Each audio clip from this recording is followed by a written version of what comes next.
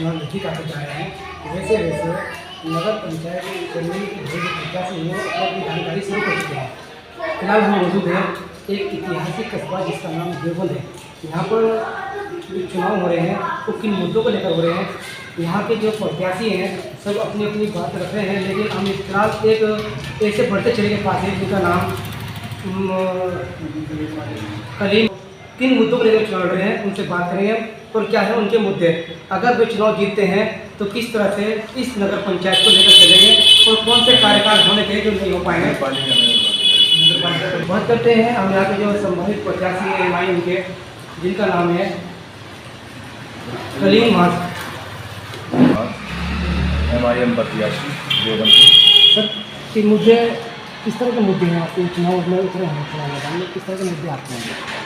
मुद्दे विकास के हैं हमारे, देवबंद में विकास किया जाए। यहाँ की जो समस्याएं हैं, जो परेशानियाँ हैं, उनको देख करके इस चुनाव मैदान में हम सामने हैं। क्या कार्य होना चाहिए था लेकिन क्या नहीं हो पाया? अगर आपको मौका मिलता है, जनता आपको चुनती है, तो किस तरह का कार्यकाल आपका रहेगा? हमारे कस्बे में पानी की समस्याएं हैं, यहाँ की सड़कों की समस्याएं हैं, नालियों की हैं, नालों की हैं, इस तरह की बहुत सारी समस्याएं हैं।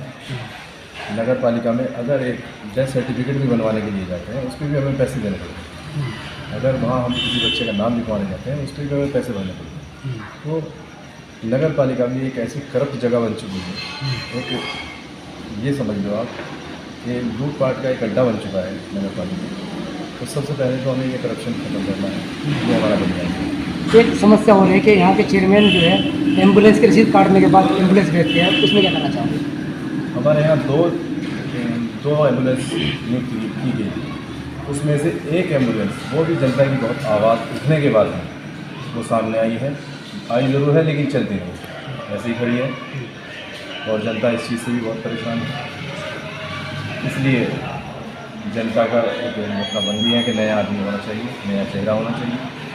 इस चीज़ को लेके हम चुनाव मैदान देखते हैं। ये अपने आप में एक बहुत शर्मनाक बात है हमारे लिए भी, हमारे पालिका अध्यक्ष के लिए भी और यहाँ की जनता के लिए, क्योंकि देवबंद एक ऐसी जगह है, एक ऐसा स्थान है जिसे पूरी दुनिया में पहचाना जाता है। तो यहाँ पे एक ऐसा होना चाहिए, अगर बाहर से कोई आ रहा है घूमने के लिए, तो यहाँ पर हमारे यहाँ बाला सुंदरी भी है, यहाँ पे एक ऐसी व्यवस्था होनी चाहिए कि आने के बाद में उसे लगे कि हाँ हम ऐसी ऐतिहासिक जगह पे आए हैं कि जहाँ जिसका हम नाम सुन रहे थे, जो हम कल्पना कर रहे थे अपने दिल में, तो उसका एक नज़ारा उनको देखने को मिलना चाहिए। लेकिन ऐसा अक्सर देखने को नहीं मिलता और बाहर से लोग इस चीज़ को कहते हैं हमें कि भाई तुम देवबंद की ऐसी सरजमीन पर रहते हो, वहाँ तो एक अजीब व गरीब एक जगह होनी चाहिए, लेकिन ऐसा कुछ नहीं है। यहाँ के हालात बहुत ख़राब हैं, यहाँ की सड़कें ख़राब हैं, यहाँ का मामला सिस्टम है, सिस्टमेटिक यहाँ पर कोई ऐसा जगह मतलब कोई स्थान नहीं है कि जहाँ पे एक समस्या आपसे बताऊँ, बाहर से जो गांव देहात से लोग आते हैं, यहाँ पे कोई शौचालय नहीं है, उनको ठहरने के लिए कोई जगह नहीं मिलती। हमारे देवबंद में जो गार्डन देवबंद है, इसे देखने के लिए बाहर शहरों से लोग आते हैं, उनको रोकने के लिए कोई ऐसी व्यवस्था होनी चाहिए जो नगर पालिका द्वारा होनी चाहिए, लेकिन नहीं की गई। तो ये बहुत हमारी ये तो एक बड़ी बात हो गई। यहाँ अगर प्रतिष्ठान देखा जाए कि अगर यात्री प्रतिष्ठान भी यहाँ पर लगाया जाए मस्जिद, ये तो आपसे कह रहा हूँ कि हमारे यहाँ तो बस अड्डा तक नहीं है। ये बड़ी अपने आप में हमारा फेलियर है, हमारे जो पालिका अध्यक्ष हैं उनका है। और ये चीज़ें, ये व्यवस्था हम लोगों को करनी चाहिए, हमारे पालिका अध्यक्ष को करनी चाहिए, लेकिन नहीं हो पाता। तो इसके लिए हमने आवाज़ उठाई है और लोगों की बहुत मोहब्बतों से, दुआओं से हमें नवाजा जा रहा है। जगह जगह पे मीटिंग हो रही है, जगह जगह जाकर जन संपर्क हम कर रहे हैं और बहुत प्यार हो रहा है। यहाँ की आवाम को मैं यही मैसेज देना चाहता हूँ कि अब तक लाइफ में अब तक जो गलती करते आ रहे हैं, इस बार वो गलती ना करें। बहुत सोच समझ के, बहुत होशियारी के साथ में एक सही फैसला लें और एक सही आदमी को ला के जो है वो पालिका अध्यक्ष की जगह बैठाएँ, क्योंकि ये बहुत ज़रूरी है। और आजमाएंगे तो आजमाना बार बार, ये कोई समझदारी की बात नहीं। तो मेरी यही जनता से गुजारिश है, आग्रह है कि बहुत सोच समझ के अपना फैसला लें और एक पालिका अध्यक्ष जो है वो नगर पालिका में जो बिठाना है वो एमआईएम के प्रत्याशी। सर एक लोग मुद्दे और वादे रखते हैं, लेकिन चुनाव के बाद सब भूल जाते हैं, उन लोगों के लिए क्या मैसेज है और आपका अपने विश्वास देना चाहते हैं? देखिए, मैं बहुत बड़े वादे तो आपसे नहीं करूँगा, ना मैं यहाँ की जनता से करूँगा, लेकिन हाँ, मैं काम करने का वादा करूँगा। हमारे यहाँ शहर में जैसे मैरी बोर्ड होना चाहिए, सब जगहों पे है, और यहाँ पे छोटा मोटा कोई भी स्टेडियम होना चाहिए। कोई पार्किंग की व्यवस्था भी यहाँ पर नहीं है? क्या करें, पार्किंग की व्यवस्था चाहिए, बस अड्डा यहाँ पे होना चाहिए। सीवर लाइन की कोशिश करनी चाहिए, सीवर लाइन हमारे यहाँ नहीं है। पानी की बड़ी समस्याएं हैं हमारे यहाँ। अक्सर जैसे बारिश आती है तो कई कई घंटे तक पानी नहीं होता, जगहों पे बड़ी परेशानियाँ हैं।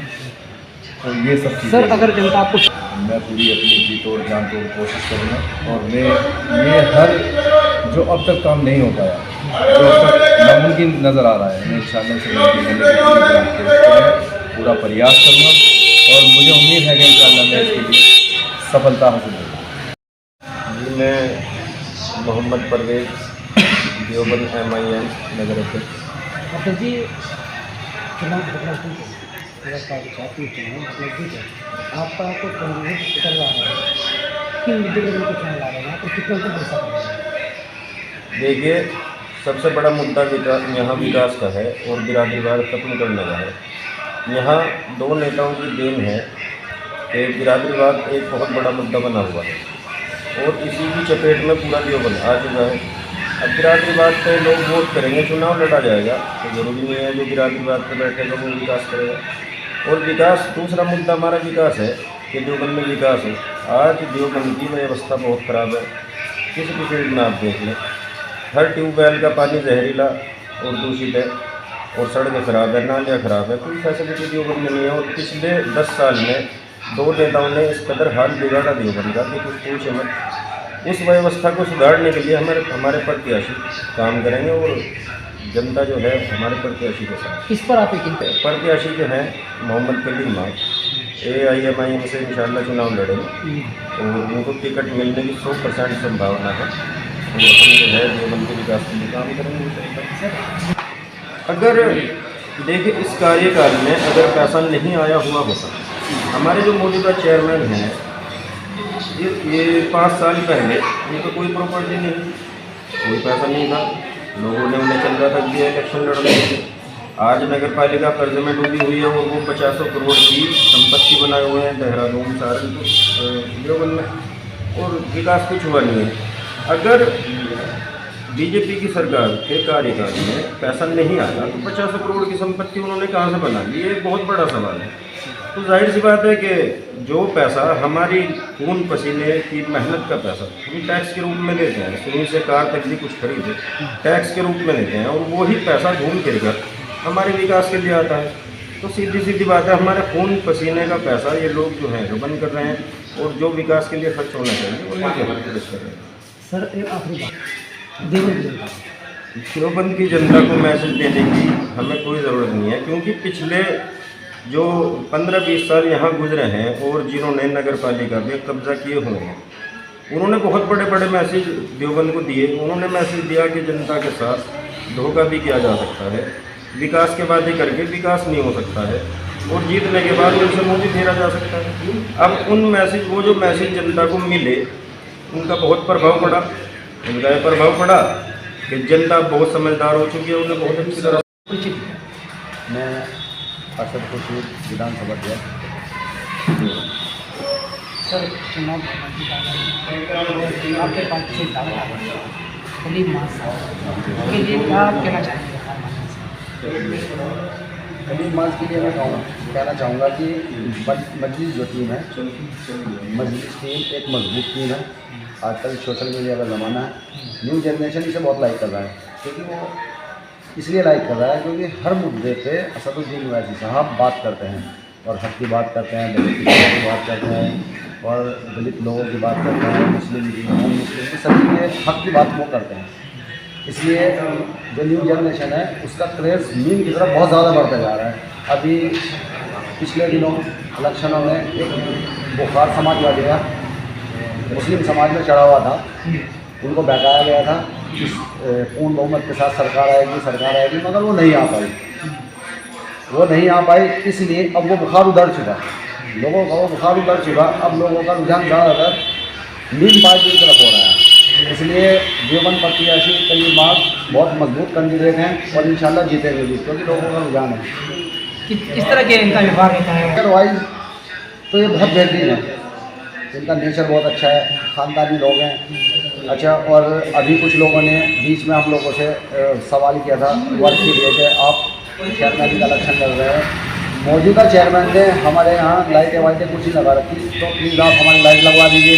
तो उन्होंने बहुत महलों को लाइट लगवाई। मैं महलों का नाम नहीं छोड़ना चाहता, क्योंकि पहले चेयरमैन आज़ाद आता है जो उन्होंने ये भाई ये गलती हो गई मेरे से, गलती का नाम नहीं छोड़ना चाहूँगा।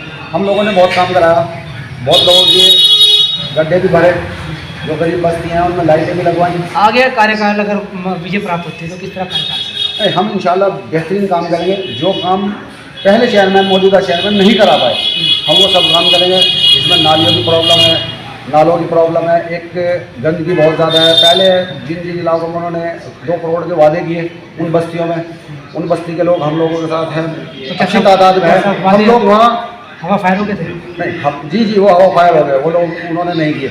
इंशाल्लाह हम वहाँ काम करेंगे, जितना भी हो सकेगा इतना करेंगे। हमारे माध्यम से क्या अपील करना चाहोगे नगरवासियों से? नगरवासियों के लिए मैं अपील करना चाहता हूँ, देवबंद की जनता एक बहुत भोली भाली जनता है, मगर यहाँ 2-3 जनता ऐसे हो रहे हैं जिन्होंने पब्लिक को, आवाम को बेवकूफ़ बना रखा है। वो इसलिए बेवकूफ़ बना रखा है क्योंकि देवबंद की जनता को बिरादरीवाद में बांट दिया जाता है, कभी इधर कभी इधर कभी उन्हें इधर। किस तरह से जवाब दिया जाएगा? उन्हें मेरा उनके लिए मैसेज